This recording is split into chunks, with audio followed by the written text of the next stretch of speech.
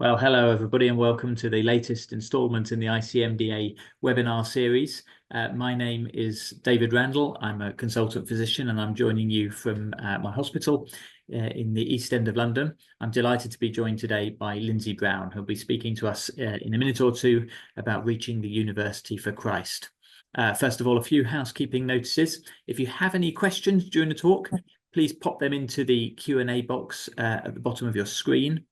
Today, we're really delighted to have live translation into both Russian and Chinese. To access those, there's a globe symbol at the bottom of your screen, and please do make use of those facilities. Lindsay will be talking to us for about half an hour, after which we'll have a live Q&A session. So please do put your questions in, and I'll be putting them to Lindsay at the end of our time. There will be a recording. This will be available about 24 hours after this webinar goes out. If you signed up via the link, that will be emailed to you, and subsequently be available also on YouTube. So it's my great privilege to introduce Lindsay Brown.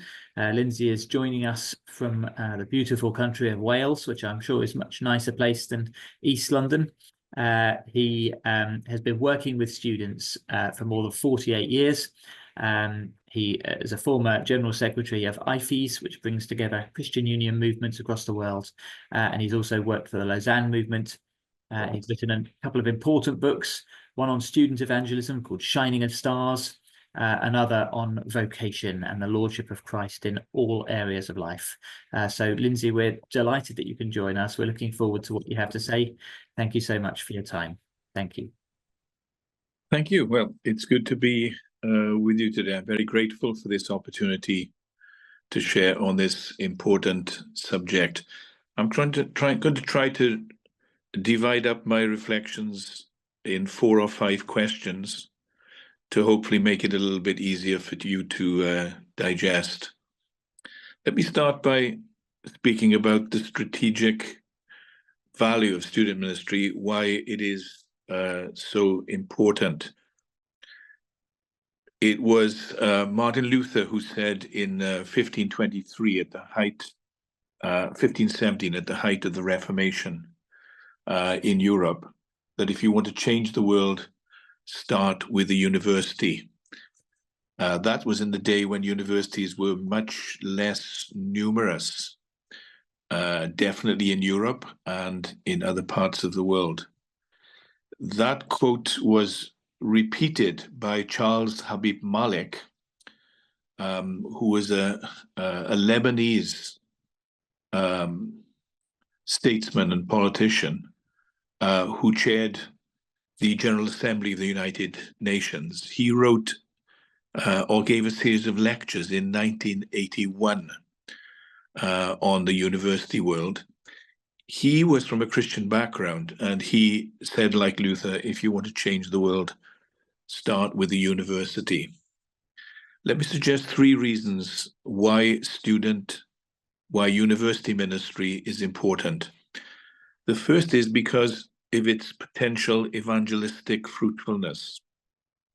When people come to university, they're still quite young, usually late teens, and they're beginning to work out their framework for life. Virtually all the surveys done on the growth of the church worldwide, all across the world, have indicated that in pretty much every country, between 80 and 90% of those people who come to trust in and follow Jesus Christ do so before the age of 25. That doesn't mean we shouldn't be concerned for people when they're older, but the reality is when folks are young, they're beginning to adopt the values and the framework for their behavior and their lifestyles in their early years. So these years, while people are university students and indeed in high school, are key years when people are beginning to think about their direction in life. Actually, if you look at some of the great Christian leaders in history, you'll see that they actually were converted, became followers of Jesus in their 20s or their teens.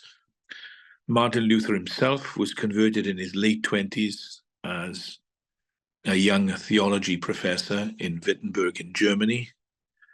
John Calvin, the famous Protestant reformer, in his book, The Institutes, says that he became a Christian, a follower of Jesus Christ, when he was a student in the University of Orléans in France, to the southwest of Paris. And many other well-known Christians were shaped or converted while they were students or undergraduates. In fact, there's an argument which can be put for indicating that the Reformation movement, which shaped Europe and subsequently spilled over into other parts of the world, especially in the formation of universities, that the Reformation was a ministry which evolved out of what was happening in universities across Europe, first of all in Germany, then in Switzerland, in the Scandinavian or Nordic countries, the UK, and elsewhere.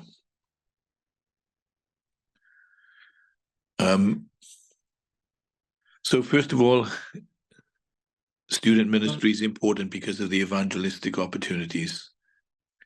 Secondly, student ministry is important because it's an opportunity to form people who may become leaders in the life of the church, not only as preachers, but as elders, deacons, Sunday school teachers, and so on, later on in life.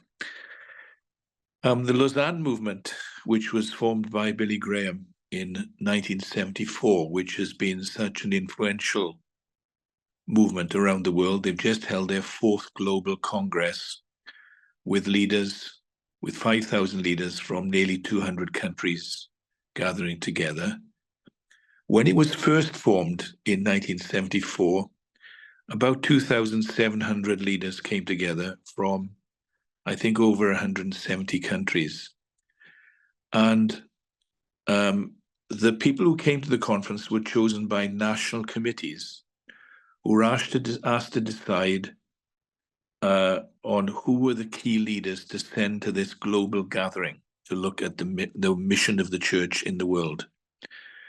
Many people who went to the gathering either had a background in student ministry or became Christians or were shaped while they were university students. In fact, the majority of the participants. So somebody said to Billy Graham, why have you invited so many people from the university world to this global gathering on the mission of the church? He said, I didn't invite them. I just asked leaders in different countries to select the most influential figures. And it just so happened that nearly 75% of the people who were sent, who were chosen by national decision-making groups, selected people with a background in the university because they said these are amongst the most influential figures in the church in our country.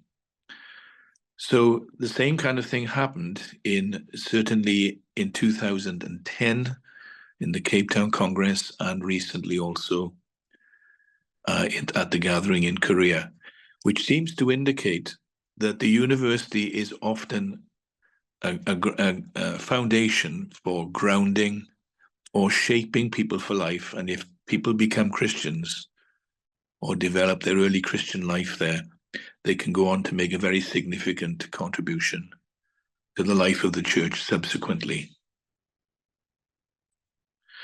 It's the same when it comes to cross-cultural mission.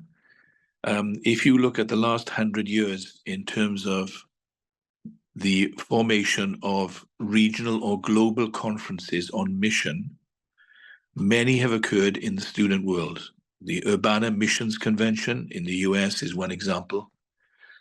Huge missionary conferences in Nigeria, organized by the Nigerian Fellowship of Evangelical Students, at which some medics were also present, 7,000 students at a time. Similarly, in the Co-Mission Conference in Korea, other missions conferences in Taiwan, I've spoken at and been at in India, and more recently, a regional conference for the whole of Asia called Arise Asia, which was targeted at 15 to 30-year-olds for all the Asian nations. So many missionaries have been cross-cultural missionaries have been formed at these conferences and go on to serve cross-culturally, including in the world of medicine in many countries across the world. The third reason why student ministry is important, I think, is because of the potential impact of graduates of the student ministry on every sphere of society, including the world of. You will have seen this yourself in your country. Maybe it shaped you also. Here's a quotation from Abraham Kuyper, the great theologian who also became prime minister in the Netherlands and was the founder of the Free University of Amsterdam. He said, "There's not even a single centimeter of existence to which Christ, who is Lord of all, does not point and say, 'That is mine.'" Now, he was basing that statement on his conviction, which was found in Colossians, the great letter of Paul on the theme of the Christian mind, by which I mean the attempt to apply biblical truth to every sphere of life, including medicine, education, and elsewhere. The great book on this in the New Testament is the letter of Paul to the Colossians. For in chapter 3, verses 17 and 23, he repeats the same phrase. He says, "Whatever you do, do it heartily or with all your heart, as unto the Lord." And he spells out in concentric circles in Colossians 3 how the Lordship of Christ applies first in the life of the church, then in the life of the family, then in the workplace, then in wider society. So he's trying to demonstrate that the Lordship of Christ is not just relevant to personal pietism and our walk with the Lord, but it issues in Christian witness in every sphere of life.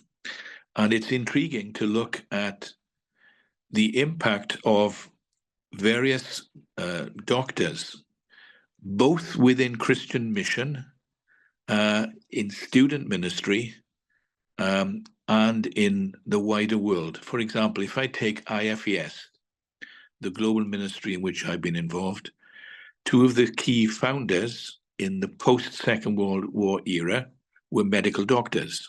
Douglas Johnson was the first General Secretary of the student ministry in the UK, and he left medicine in order to lead the student ministry in the UK.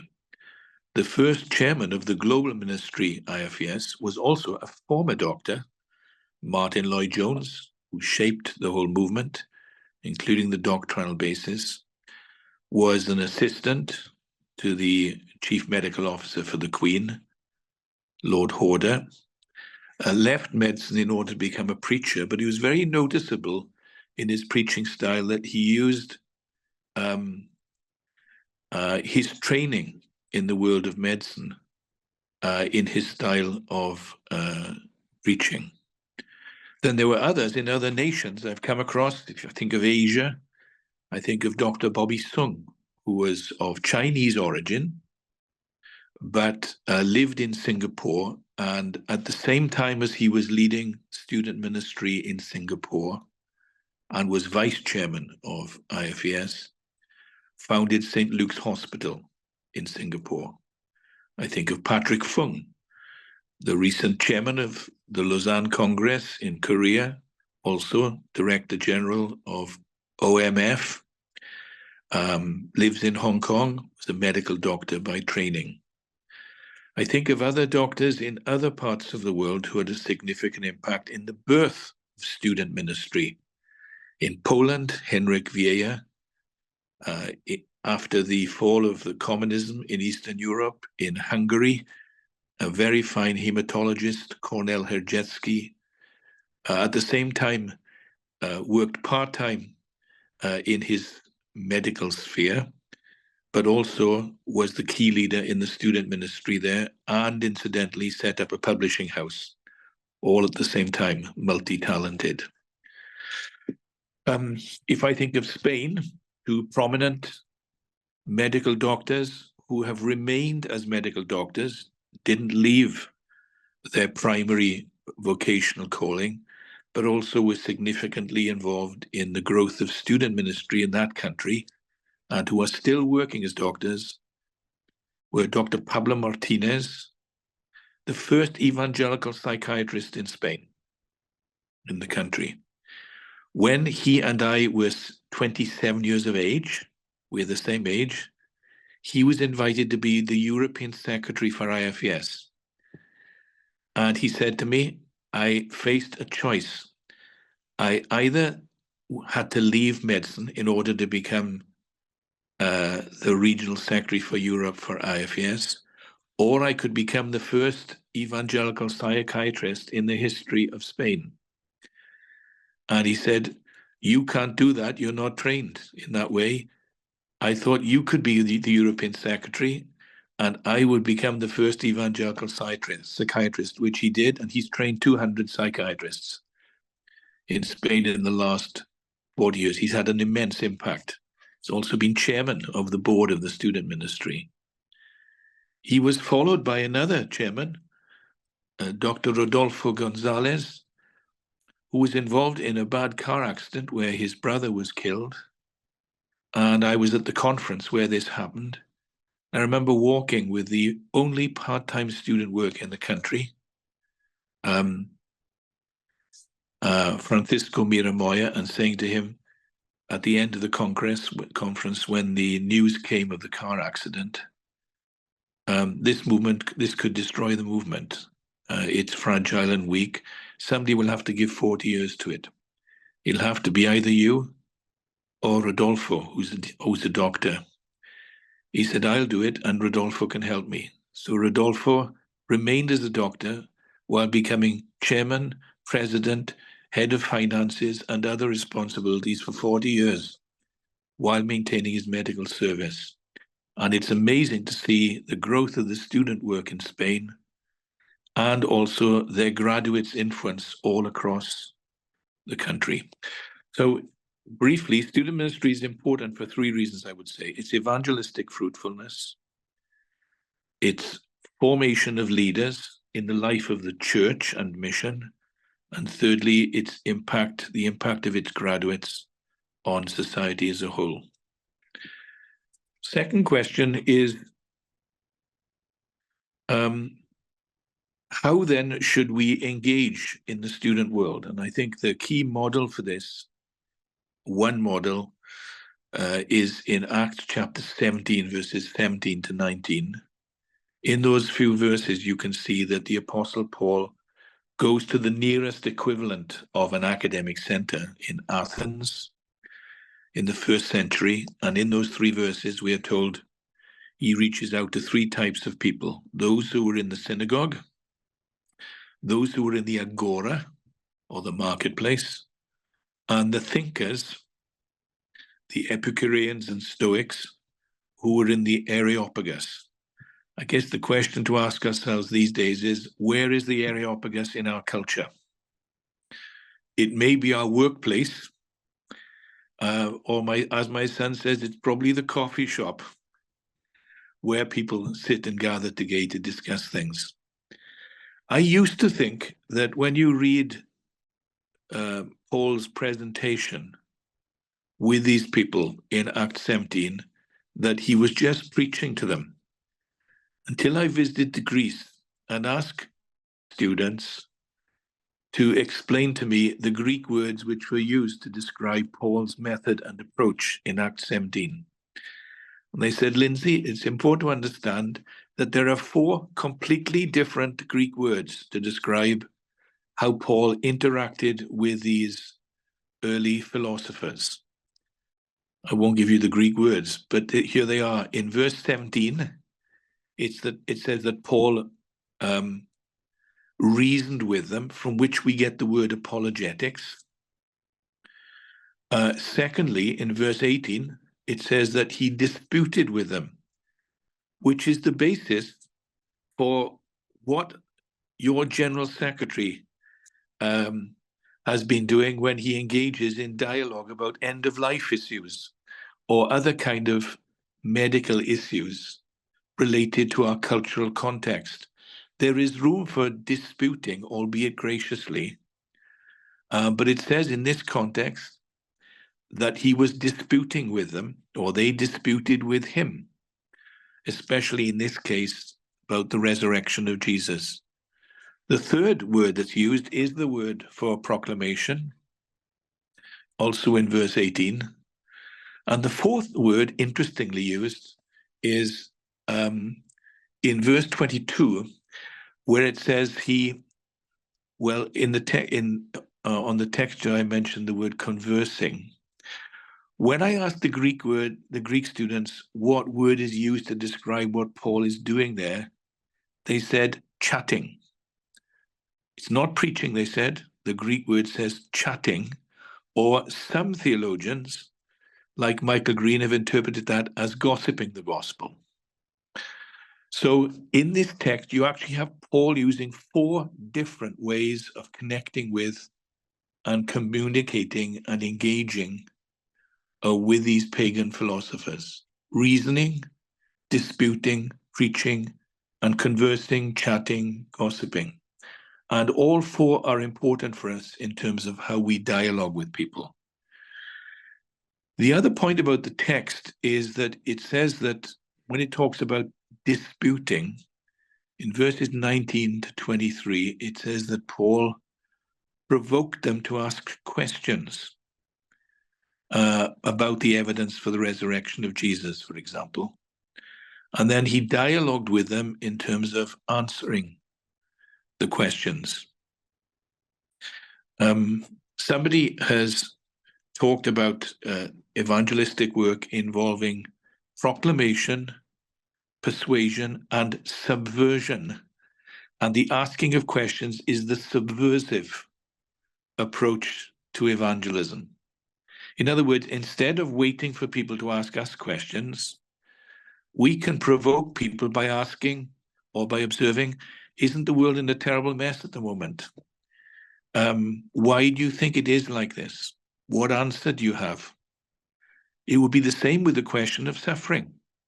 I often speak on that subject, and I'm surprised actually how few medics I've come across have developed a full-orbed theology of suffering based on scripture. And I think it's really important for medics to think through how they respond to questions about suffering in dialogue with people. I was recently in a meeting speaking on this subject, and afterwards 3 students attacked me at the same time and said, "We don't believe there's a God who is there because there's so much suffering in the world."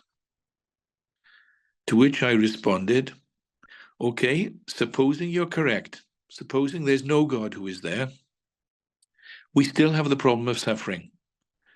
Now tell me how you would console or comfort someone who is enduring pain and is suffering.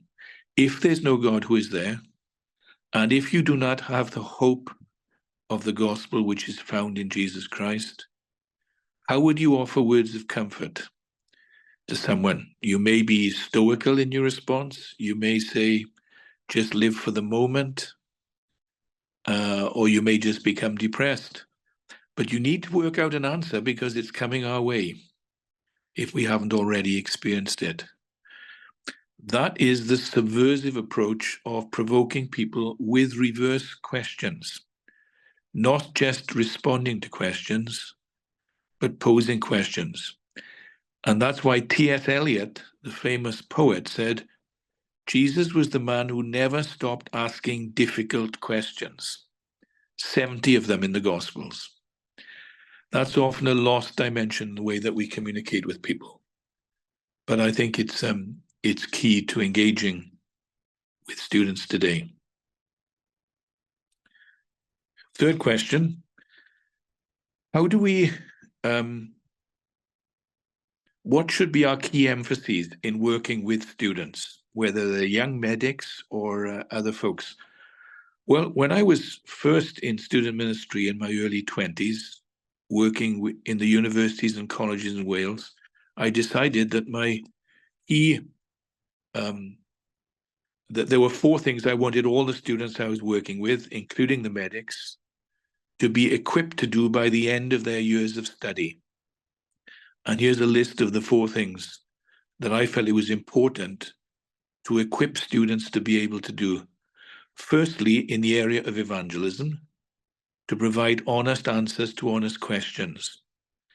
And that's why I think it's really important that when we're seeking to ground students in the Christian faith, that we equip them by asking, what are the key questions you have about the Christian faith and that your friends may have? Some of the questions may be objective questions like, can we trust the New Testament document account of the life of Jesus? Is it historically verifiable? Or maybe, what's the evidence for the resurrection of Jesus Christ? Or thirdly, how can we know that God exists? But also, we may need to seek to prepare ourselves to answer existential questions, like from where can I gain a sense of meaning or purpose in life? Where can I find true love? Where can I find hope? Where can I find freedom? And so on. Where can I find a moral basis for making decisions in life? It's really important, I think, to develop a program to equip students, Christian students, to be able to answer those questions. In fact, in some Christian groups, I've seen them do surveys where they've asked students at the beginning of the academic year, if you could ask God one question, if he was there, what would it be?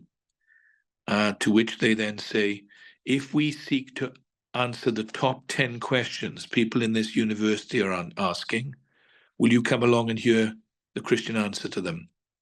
I observed one Christian student group doing that, and the number of people, including non-Christians, who came to the meeting increased by 10-fold in one semester, because they were answering the objective and the subjective questions which their friends are asking.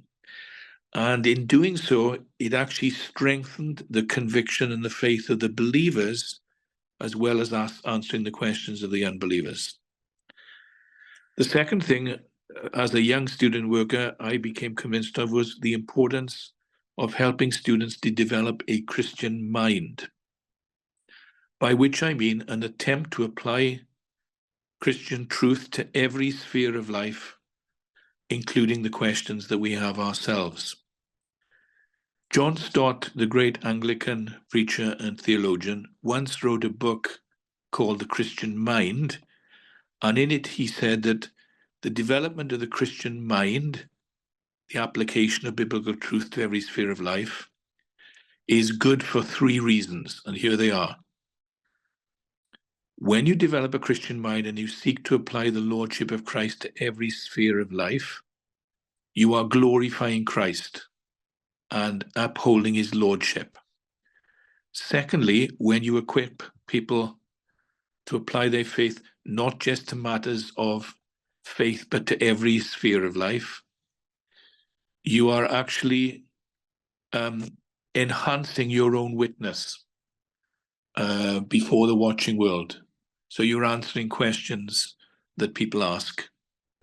Thirdly, it actually enriches your faith when you begin to see how biblical truth touches on every sphere of life, whether you are working as a medic or as a historian, as I was, or as an architect, or as somebody in an apparently menial working context. It actually strengthens and enriches our Christian faith to see that it is relevant to every sphere of life. This is incidentally where Luther was very strong in the Reformation. He argued for a theology of vocation, arguing that there are biblical principles which apply to every sphere of life, not just to the spiritual, as it were, and to every vocation. That's an often neglected part of the teaching of the church. Taking this up in my own home church, we decided every Sunday to interview one person from the working world every Sunday morning and ask them 3 questions. Tell us about your work. Tell us about what you find encouraging, what you enjoy. Tell us what you find challenging, especially in terms of your Christian witness, and tell us what we can pray for. One morning we interviewed a postman, and at the end of the service, I saw him by the door and he said to me, "Thank you for interviewing me this morning. I have to tell you, I've been coming to this church for 40 years. I've been a postman for 40 years. Today is the first time I'm leaving the church, proud to be a postman, and I want to make it count in the way I do my work tomorrow."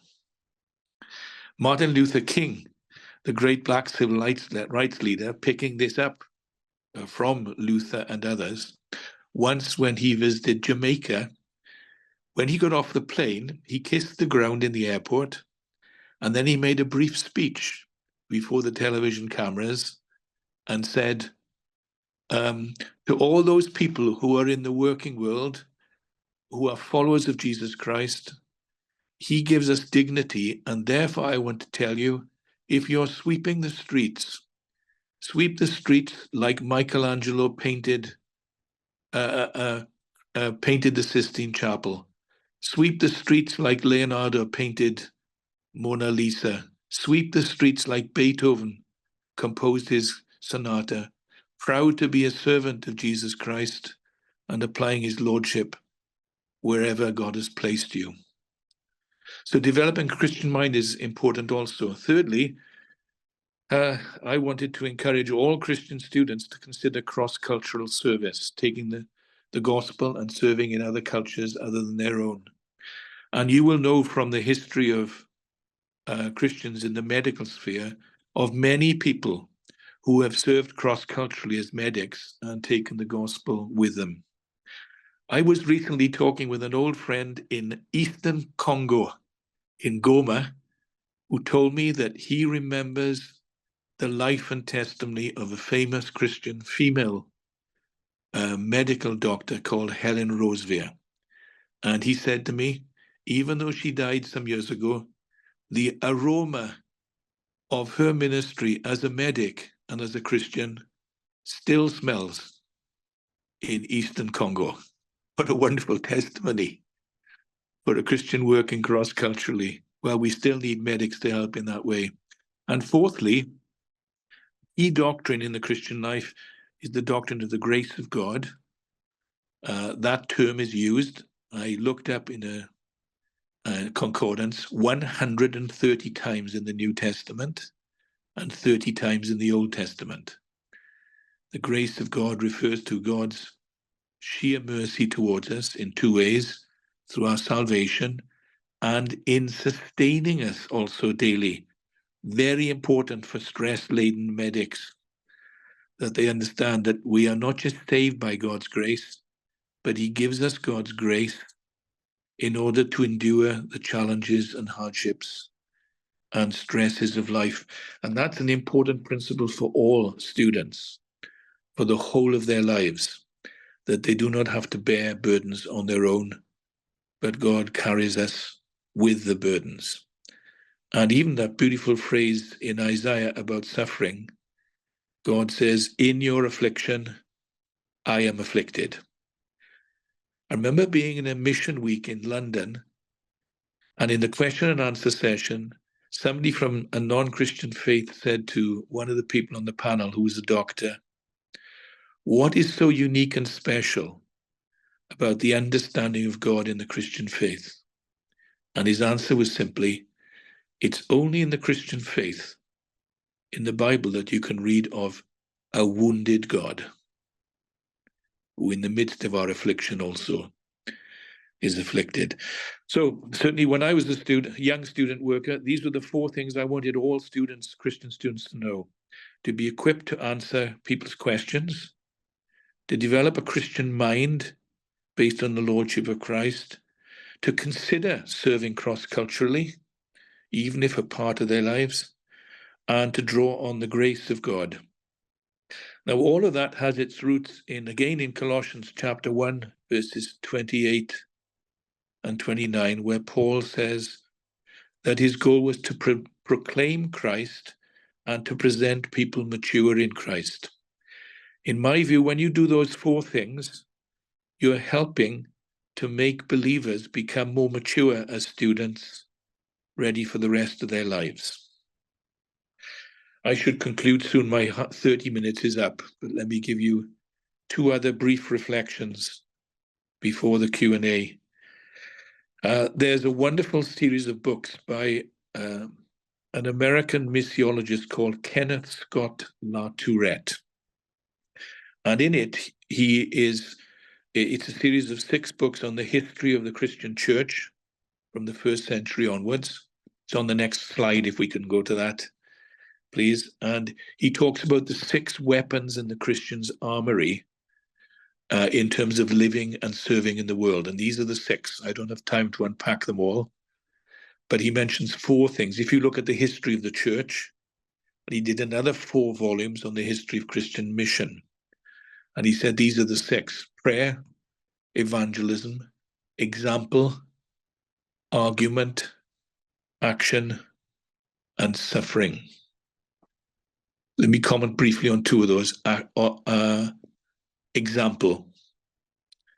My wife was teaching in a school, and one of the heads of the department in her school, her husband developed cancer, and he was treated in the cancer hospital in Cardiff, where the head of the cancer research was a friend, Tim Morn, he became a head of research in Oxford, and now is now professor of cancer research in Liverpool University.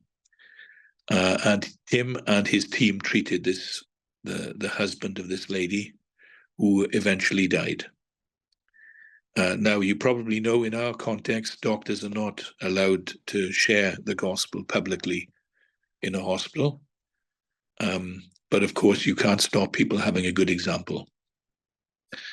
This woman said, she was not a churchgoer. She said to my wife, I know that you're a Christian. There was something special about the medic who was treating my husband in the cancer hospital. He's like one of your people.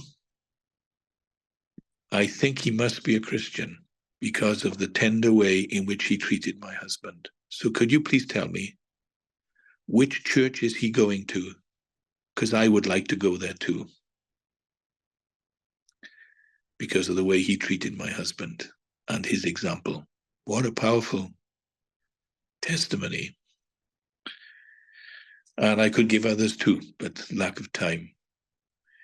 On the issue of suffering, you very rarely hear any sermons on the Christian testimony in terms of how we deal with adversity and suffering in our lives. But I remember reading the last sermon by John Wimber, very famous American evangelist, who emphasized signs and wonders in his evangelistic work. He died of cancer at 61. And in his last sermon, sitting in a wheelchair, he said, I must have hurt a lot of people in my teaching, because I gave the impression that super saints were always healed. He said, I have cancer, I'm dying relatively young. I do believe God can heal through various means, but he said, in my case, I've prayed for healing. He's seen fit not to heal me. But he said, one of the things I've begun to realize as I'm experiencing suffering myself and on the threshold of eternity is that the stars often shine brightest in the desert. In other words, that our testimony as Christians is often most powerful in the way that we deal with adversity and suffering. And I was the first Christian in my family. My parents asked to see me, and my father said, we've decided to be baptized in a couple of weeks. We'd like you to speak at the service. I said, well, you need to become a Christian first, Dad. He said, I know that. I'm ready. But I said, why are you telling me now? He said, look, son, I worked in the world of business for many years. I met many people who said they were Christians and they were fakes. He said, you can't fake joy in the midst of adversity. And I can see that you have it and your mother and I don't, and we want it. I said, why is it taking you so long? I've been a Christian for 20 years. He said, didn't you know? I've been watching you every day to see if it was true.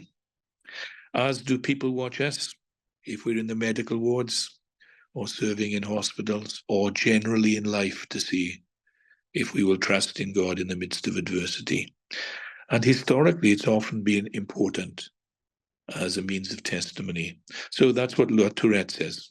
In conclusion, let me say, if you're wanting to start a work among students, some simple guidelines: form a community. Don't try and do it in isolation. Meet with people who understand the challenges you face, to be equipped, encouraged, and to bear witness. C.S. Lewis said that the major lesson from the book of Daniel in the Old Testament was the importance of having a group of believing friends. In the shadow, he had Shadrach, Meshach, and Abednego. And he said, the Bible knows nothing of solitary religion. If you do not have fellowship, you must make it. Secondly, build bridges, going to where people are or in the workplace as the opportunity arises, providing honest answers to honest questions. And even with some of our workmates, provoking questions. Thirdly, engage with those questions and speak in a persuasive manner to the issues which they raise, whatever those questions may be. And fourthly, treat, particularly in your world, treat people with dignity. I still remember the testimony of the professor of child health in the university hospital, Professor Peter Gray, who happened to be an elder in our home church.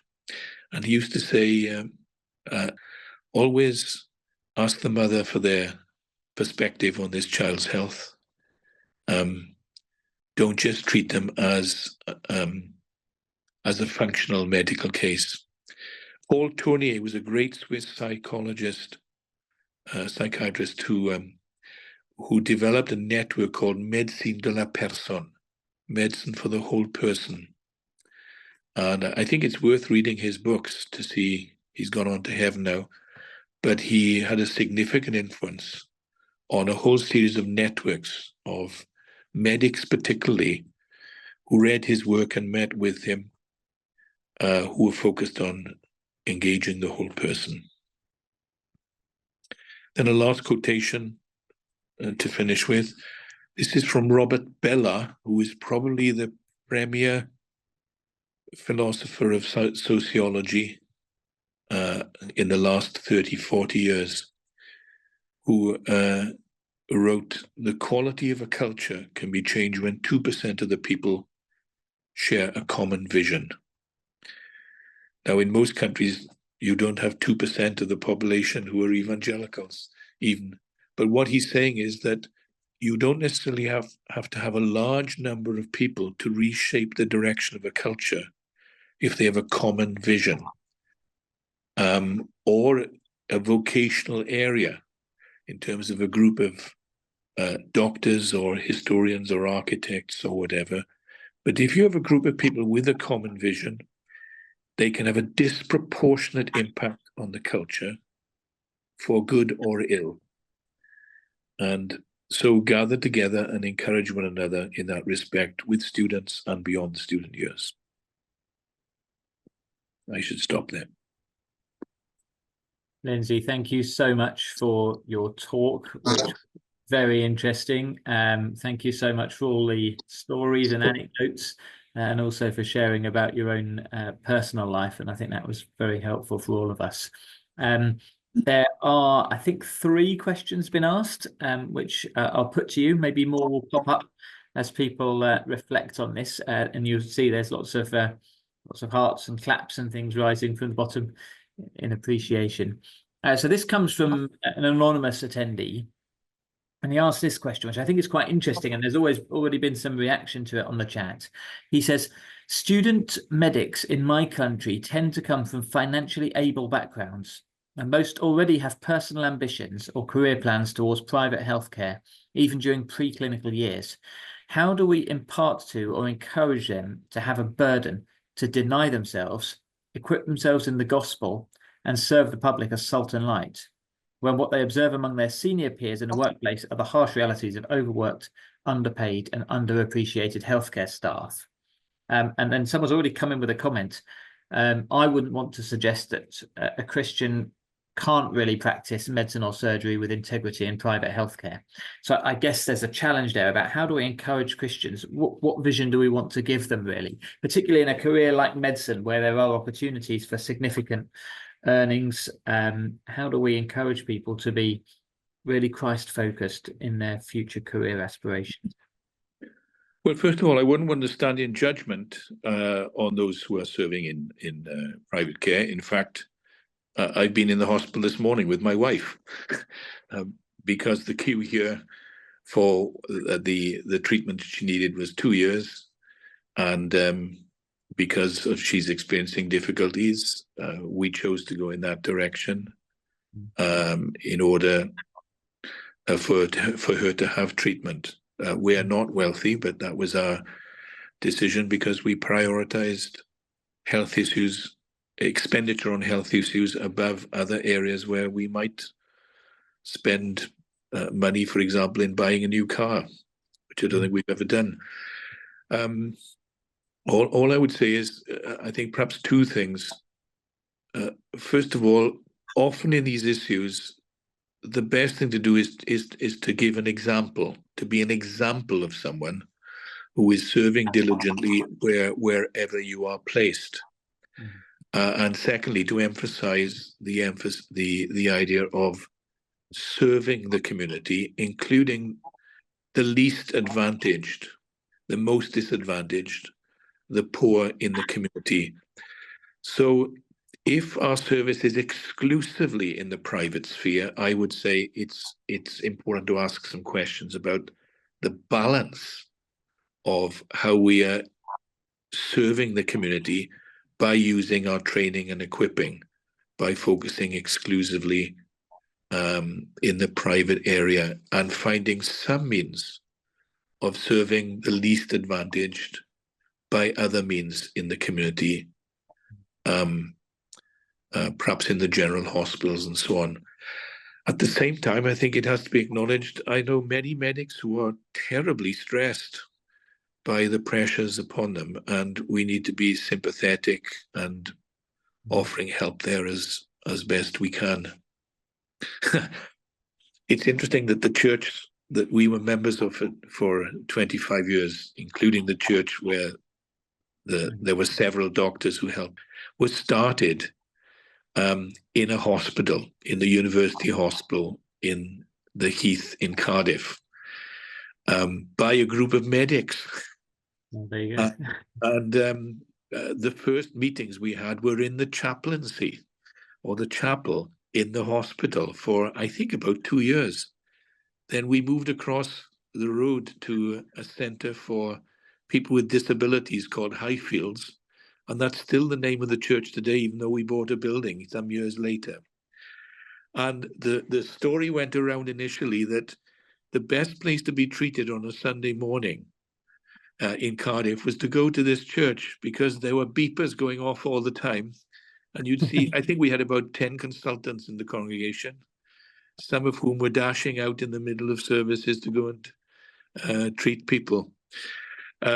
So we benefited from that in the life of the local church as well. I think a balance needs to be found here. Example and teaching are the two key things.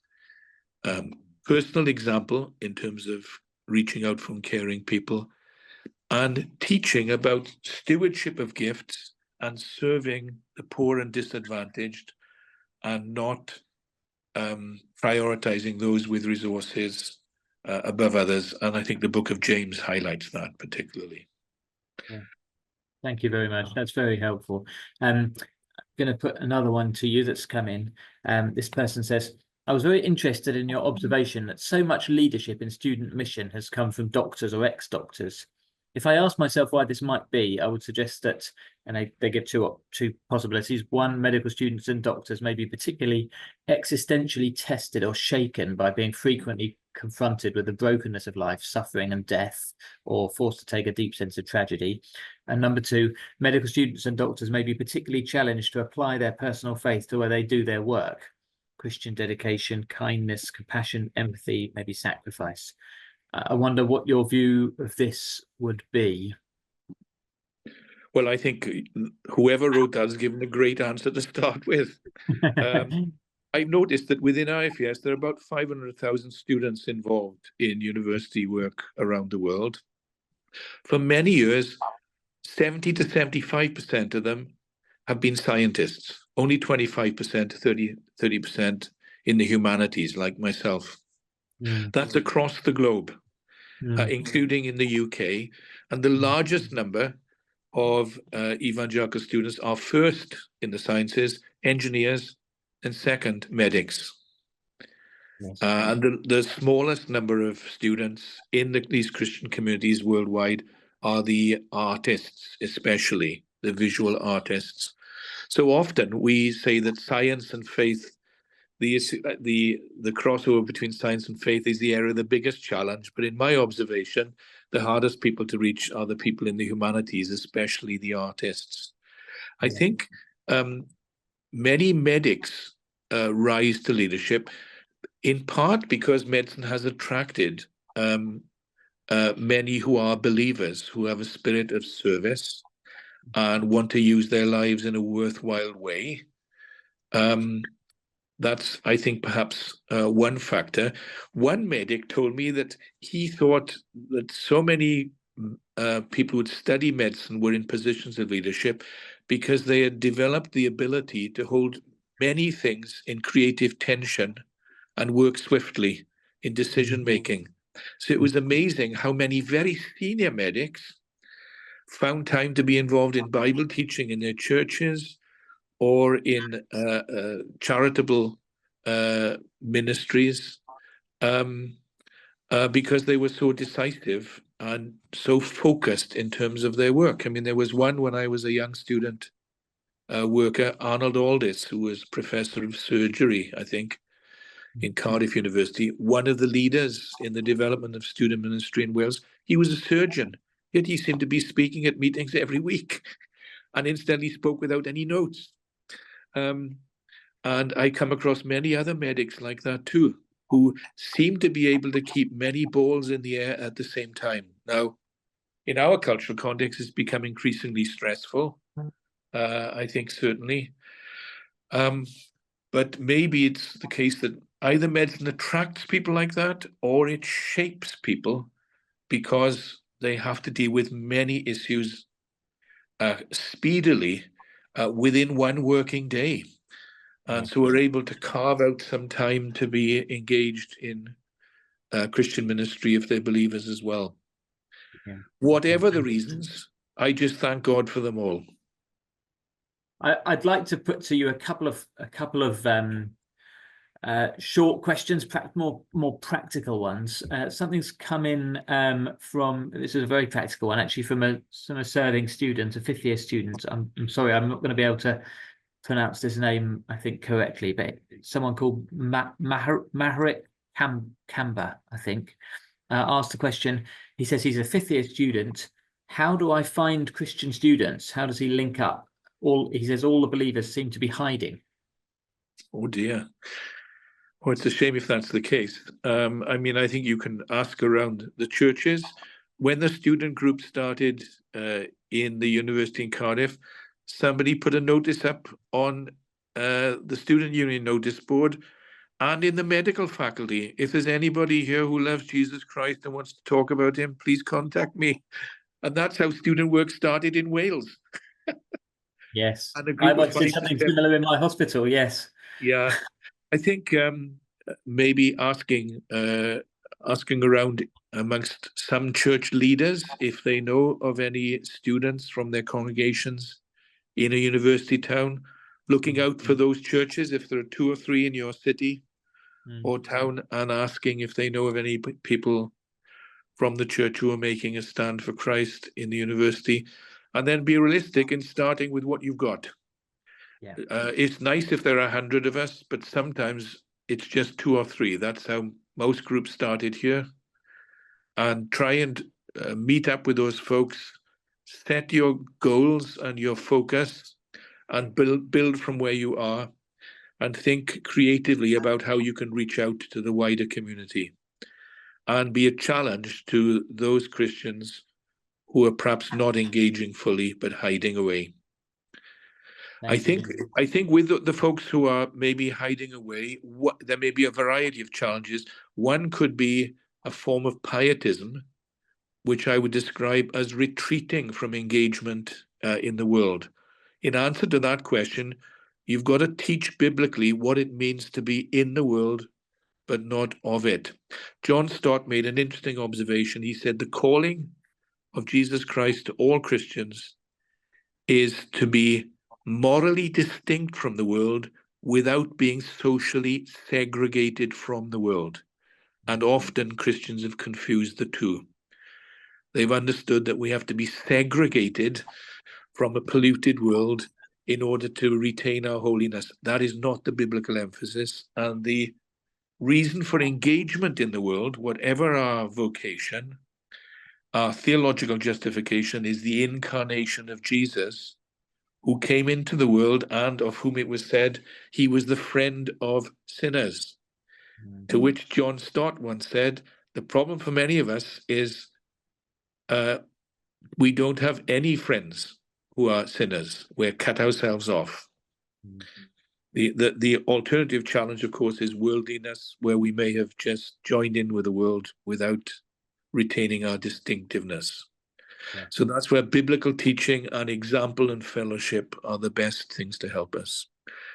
One other thing I would say that I think is excellent about the Christian Medical Fellowship over the years is I've read many articles and booklets specific to some of the challenges that the Christian Medical Fellowship has observed in the student world. End-of-life issues, euthanasia, abortion, all kinds of issues. Wonderful materials which have been produced. I assume they're also online.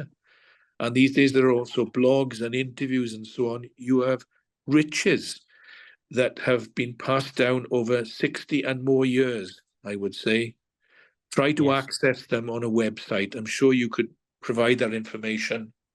Yes, the CMF student magazine is called Nucleus, and all of those articles are up on the CMF website, cmf.org.uk. I'm just going to put, while you're here, Lindsay, I'm just going to put, we're slightly running over, but I'm going to put 2 more questions to you, if that's okay. Martin Back asks, are there good models of collaboration between IFES and CMF at universities? And he says, what about a mission week at universities? I guess that's quite a practical question, tying up medicine and student work. Yeah, well, I would say I'm referring to my own situation here when I was a young student working in Wales.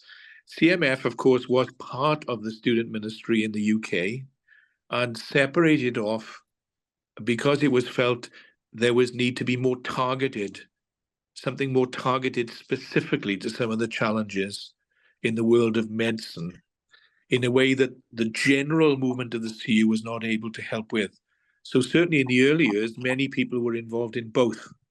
They would come to the Christian Union meetings, but also they would have meetings specifically for those who were studying medicine. Incidentally, particularly in the 70s and 80s, this was truer probably then, in general in the UK where I'm living, because there were other groups for people in different vocations, like historians, who met 3 times a year for Saturdays to share their research. I was a member of the Christian Historians Society because churches at that stage were not able to deal with the full range of practical issues that people faced in the working world. So that many people, for example, if they were medics, well, you didn't have pastors who could deal with some of the challenging ethical and other issues that medics faced. And so it was appropriate to have a medical fellowship developed to address those issues. I think, and in my experience, I've seen many people who were presidents of Christian unions who were also medics, one of my good friends when I was a young student worker was Paul Bendorf Samuel, who became the director of Interserve and runs now the Oxford Centre for Mission Studies. He was a medical student in Cardiff. I was his staff worker when he was an 18-year-old, and he became president of the CU. And I saw several other medics who also covered both the Christian Union and the medical fellowship. So you need one or two folks who will take a lead there in trying to bring the two groups together, but being realistic about people's time restraints and capacity at the same time. And at different stages in the student experience, incidentally, some may choose to focus more on the one group than the other. In my observation, often people in the first and second year of being undergraduates will be involved in the Christian Union. But as they enter, say, the fourth or fifth year of their medical studies, third, fourth, fifth, they will naturally begin to focus on some of the issues and needing fellowship and help in grappling with the kind of issues they're going to be handling in the working world. It's the same with people who start a second degree, postgraduate studies. They tend to be involved more in those groups than, say, in the undergraduate student groups. But where possible, see if you can plan things together in a mission week, and it may involve, we had a professor of surgery from Oxford who is an evangelical come and speak, for example, on a Christian surgeon speaks on suffering and a God of love. It was absolutely packed out, but it was hosted by the Christian Union. So use the skills of those people. Thank you very much. One final one then before we wrap up, and this comes from I think it's Shimelez Hamda, who asks, how do we share the gospel in light of possibly forbidding human and sexual rights at teaching institutions? So I guess that's really a live issue for many involved in universities, where sadly there is a very godless and secular worldview being taught. How do we speak authentically and boldly about the gospel when the ethics we're getting from the institution is very against that? Yeah, well, it's a challenge because in some situations you increasingly we are banned from speaking in public on some of these issues in some universities. I think if we take the issue of, for example, same-sex attraction, which is a tricky one in universities, and often if I'm asked questions that in a public sphere because it's so sensitive, I usually say, this is a sensitive issue. I'd like to provide an answer, but if it's a question you're asking, would it be possible for us to sit and talk privately so I can understand fully where your question is coming from and not give a general answer, but speak specifically to the kind of question you're dealing with? That's one approach. A second where it arises is often when we are doing a mission week or an events week, as we call them, running for 5 to 7 days. I often have a member of a team who has experience with same-sex attraction, but is not a practicing homosexual. And I would make a distinction between the two. So there was one person recently who was part of our team. He spoke on this issue in a lunchtime meeting. What does the Bible have to say about same-sex attraction? The whole LGBTQ network turned up for the lunchtime talk, expecting to be in an aggressive debate. If I had spoken, because I'm a big ex-rugby player, they'd have just come and said, we're going to have a fight with this guy because he doesn't understand where we're coming from. However, this member of our team had same-sex attraction, and he said at the beginning, I have to lay my cards on the table. I have same-sex attraction, but I've come to the conclusion that Jesus Christ was God. So whatever he said about anything, whether it was the trustworthiness of the Bible or same-sex attraction, I should be obedient to it if he is God, because he must be right on everything. So I've come to the conclusion that if he's the Lord of my life, even though I have a same-sex attraction, in my case, the best response is celibacy. Anyway, he spoke on this for 20 minutes. At the end of the meeting, the question time started. The leader of the LGBTQ plus group spoke up first, and he said, I came here today to have a fight. I thought we would have strong disagreement. He said, I do disagree with you, but I respect you because of your position. Can we talk privately? Mm.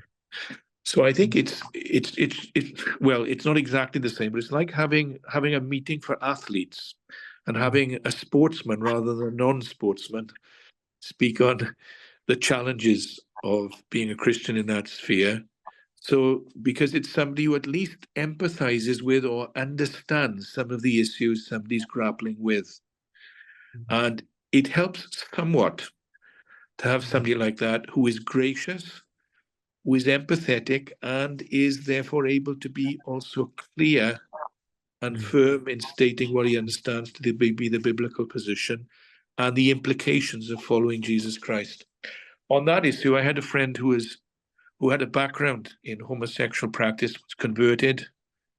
Actually, he got married eventually and started a ministry amongst people with the same-sex attraction. He said, there's no good just moralizing with people who had the experience that I had. He said, I had to come to the conclusion, first of all, the settled conclusion that Jesus Christ was God incarnate.